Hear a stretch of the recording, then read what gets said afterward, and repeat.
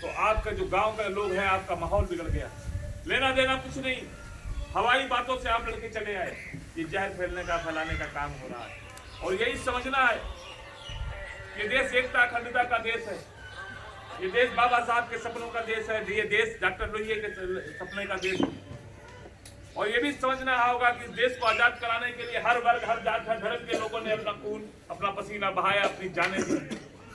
इस देश में 23 साल का नौजवान फांसी के फंदे को इसीलिए चूमता है कि देश आजाद हो जाए। और इस देश को बनाने में सबका हक है। ऐसा कोई नहीं है जो देश के लिए काम नहीं कर रहा। 1 रुपए की माचिस खरीदते हो आप, तब भी टैक्स देते हो, उस टैक्स के पैसे से देश बनता है। आप जो भी काम करते हो उस पर छोटे से छोटा आदमी कोई भी कुछ खरीदे या कोई भी सामान बाजार से खरीद के लाता है, उसमें भी देश को टैक्स देता है, उस टैक्स के पैसे से ये देश चल रहा है। कोई ये कहे कि एक जात धर्म के ही लोग देश को बना रहे हैं, ऐसा नहीं है। हर गरीब से गरीब आदमी, हर गरीब से गरीब आदमी भी सरकार देश को बनाने में काम करता है। और आपका हक है बराबर का देश पर। लेकिन देश को जिस तरह से लोग भड़का रहे हैं, आप सोचो कैसी बात कर रहे हैं। एक तरफ आदरणीय अखिलेश यादव जैसे नेता है, सोचो 55 लाख, जो 55 लाख पेंशन थी औरतों को, मामूली चीज नहीं थी। किसी गरीब परिवार की महिला जब कभी शहर में घूमती थी और उसका बच्चा अगर कुछ उससे मांग बैठता था 5-10 रुपए की मिठाई, सोचो उसके दिल पर क्या गुजरती। अपने आंखों में आंसू भर के मिट्टी बीच लेती थी कि मैं अपने बेटे को 5 रुपए की मिठाई दिला नहीं सकती, मैं खिलौना दिला नहीं सकती। सोचो उस महिला को भी सम्मान देने का काम क्या करनी है अखिलेश यादव। उस हाथ को भी खुशी देने का काम किया। लैपटॉप ये अमीरों की बात थी, बड़े घरों में लैपटॉप देखा करते थे। गांव में हो सकता है जो बहुत बड़े मकान वाले लोग हों उनके घर लैपटॉप हो जाए, लेकिन किसी कच्चे और छोटे मकान के पास लैपटॉप नहीं।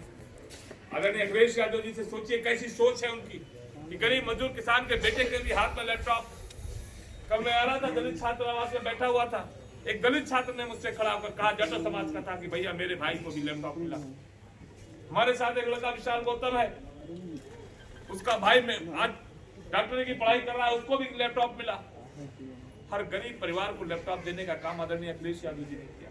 और कैसे परिवार जो ठेला लगाते थे, अंडा बेचते थे, सिलाई मशीन का काम करते थे, दर्जी का काम करते थे, सब्जी बेचने का काम करते थे, जड़ी गड़ी का काम करते थे, छोटे छोटे काम करने वाले परिवारों के बच्चों को लैपटॉप देने का काम। हम चाहते हैं कि इस देश का लड़का, इस देश का नौजवान पढ़ लिख कर आगे बढ़े, देश को आगे बढ़ाने का काम करे। और भारतीय जनता की पार्टी ने क्या कहा, संकल्प पत्र लेके आए हैं। और संकल्प पत्र में क्या था, हमने कहा, उन्होंने कहा कि हम लैपटॉप देंगे प्लस 2 GB डाटा भी देंगे। साहब ऐसे झूठे लोग हैं जिनका संकल्प पत्र झूठा है। बताओ किसी को लैपटॉप भारतीय जनता पार्टी की सरकार में मिला? हाँ, उन्होंने झूठ बोलने का काम किया। बातें बहुत बड़ी हैं, मंदिर होना चाहिए साहब, मंदिर हमारी भी आस्था कल से, लेकिन सिर्फ भगवान पर आपकी ही ठेकेदारी है, सिर्फ भगवान आपके हमारे नहीं है। अरे आपने क्या किया बताओ? हमारी सरकार में अयोध्या में भजनालय बनाया गया, अयोध्या में 14 कोसी की प्रतिमा की रोडें बनाई गई, मथुरा में मंदिर बनाया गया, चंद्र मंदिर बनाया गया। हम कह रहे हैं कि श्रवण यात्रा सिर्फ हमने चलाई। गरीब हिंदू परिवार के 60 साल से ऊपर बुजुर्गों को 4 धाम की यात्रा कराते थे भारतीय जनता पार्टी। लेकिन हम एक नजर से नहीं देखते हैं सबको। अगर हमने श्रवण यात्रा चलाई तो हमने बहुत सारे काम मुस्लिम भाइयों के लिए भी किए। हमने हज हाउस भी बनाए, अगर मंदिर बनाए तो हज हाउस भी बनाए। हमने सबके लिए काम किया और व्यवस्था भी यही कहती है, हमारा संविधान भी यही कहता है, बाबा साहब भी यही कहते हैं कि समाजवादी व्यवस्था के तहत सबको देखा जाना चाहिए। सरकार एक निगाह से को सबको देखनी चाहिए। ऐसा नहीं है किसी के लिए कुछ और देखे, किसी के लिए कुछ और देखे। ये बहुत बड़ी बात है, इसको बात को समझिएगा।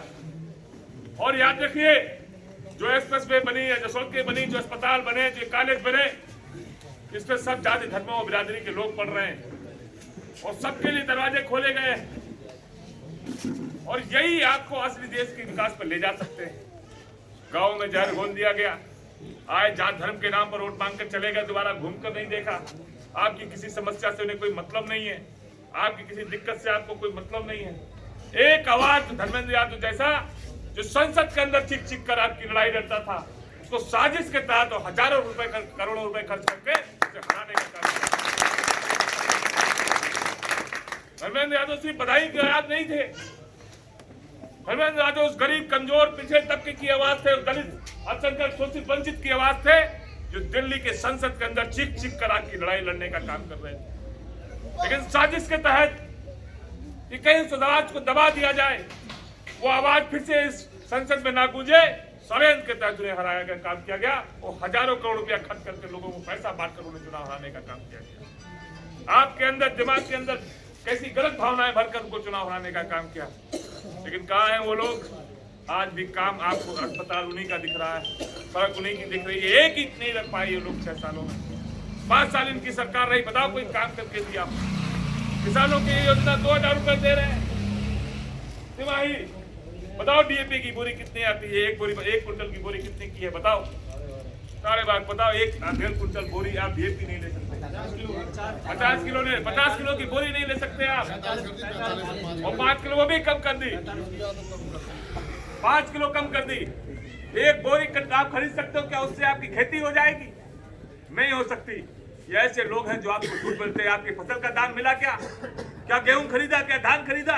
या धान का सही दाम दिया गया? क्या आलू खरीदा इन्होंने? कौन सी योजनाएं हैं? कहते हैं कि हम किसानों की आय का 1.5 गुना कर देंगे।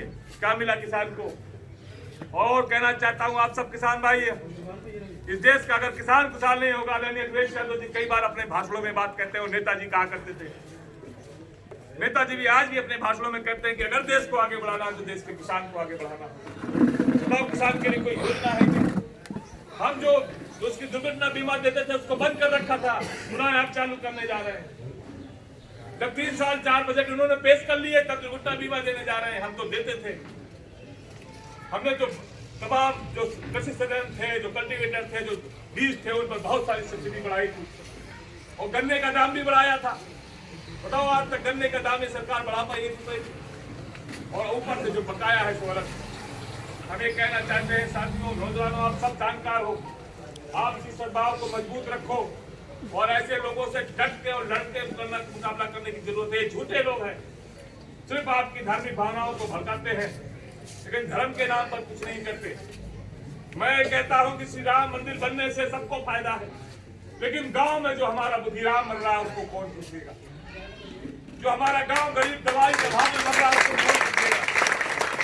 जो छोटी झोपड़ी में जिसके पास दवा का पैसा नहीं है, जो भूख से मर रहा है उसको कौन पूछेगा? क्या भगवान श्री राम उसमें नहीं पाए जाते? मैं गलत कहता हूं तो बताओ।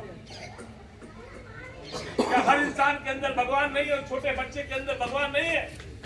अगर छोटा बच्चा हमारे गांव का गरीब भूख से और दवाई के अभाव में लड़ते हैं तो बताओ भगवान को कष्ट होगा कि नहीं? योजना आपको किसके लिए लानी चाहिए? आप किसकी बात कर रहे हो?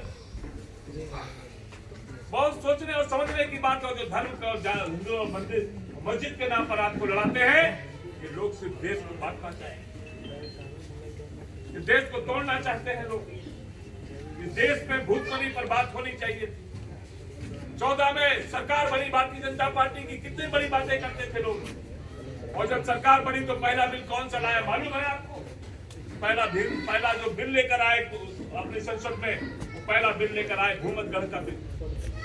भूमत गढ़ का बिल लेके 6 कानून पहले किसान की जमीन कैसे छीनी जाए आप ये चाहते हो। आप पूंजीपतियों को गुलाम बनाना चाहते हो पूरे देश में। आप क्या बताता हो कौन है अडानी? कैसे 5,000 करोड़ से 5 लाख करोड़ के लोग बन गए? ये कौन लोग हैं? पटरी हमारी, पटरी भारतीय जनता पार्टी की थोड़ी थी। पटरी आपके खून पसीने की कमाई से दिए गए टैक्स के पैसे से लगी। पटरी हमारी, स्टेशन हमारा, ट्रेन किसी व्यापारी की दौड़ेगी। गजब हाल है साहब। इस देश में रेल बजट गायब कर दिया गया। मैं गलत कह रहा हूं तो बताओ। पहले रेल बजट अलग होता था, किराया बड़ा घटा, कौन सी ट्रेन चली नहीं चली। हमारे बहुत सारे बैठे हैं पिताचुनी लोग, बताओ आप रेल का बजट अगर होता तो नहीं अलग होता था। पढ़ते थे लोग ये ट्रेन चलेगी, ये ट्रेन कब हो गई, ये किराया। एक कार्यक्रम हो रहा, बस यहाँ से निकल रहे हैं। बदायूं से आगे हैं 20-30 किलोमीटर। ये बहुत चालाक है लोग, आपका ध्यान ही गायब कर दे रहे हैं। भुखमरी से बात हट जाए, बीमारी से बात हट जाए, बेरोजगारी से बात हट जाए, किसान की दिक्कतों से बात हट जाए तो पता नहीं कौन से कानून लाते हैं जिसका किसी गरीब से लेना देना नहीं है, किसी गरीब के हालात से लेना देना नहीं है। हम नौजवान साथियों आपसे कहना चाहते हैं और अब जो हमारे बुजुर्ग साथियों आपसे भी कहना चाहते हैं कि ये लोग झूठे लोग हैं और सिर्फ आपके अंदर धार्मिक भारत की और जातियों की भावना भरकर अपना उल्लू सीधा करते हैं। आप सबको बहुत बहुत धन्यवाद, आपने हमें समय दिया। जाते जाते आह्वान करना चाहता हूँ नौजवानों आपसे कि आपकी जिम्मेदारी है गांव की एकता अखंडता के लिए, अपने गली मोहल्ला एकता अखंडता के लिए हमेशा तैयार रहिएगा। अगर कोई आपने झगड़ा लगाने का प्रयास करे हिंदू मुस्लिम करने के पास के, तो जूतों मार के उसको बाहर भेजिएगा। बहुत सारे लोग आएंगे, बहुत सारे लोग आएंगे धर्म के ठेकेदार बन के, कोई टोपी लगाकर आएगा, कोई तिलक लगाकर आएगा और आपको न जाने क्या समझाना शुरू करेगा। आप उठाइएगा, कहेगा बाहर निकलो मेरे गांव से, ये वही लोग हैं जो मेरे सुख दुख में सुबह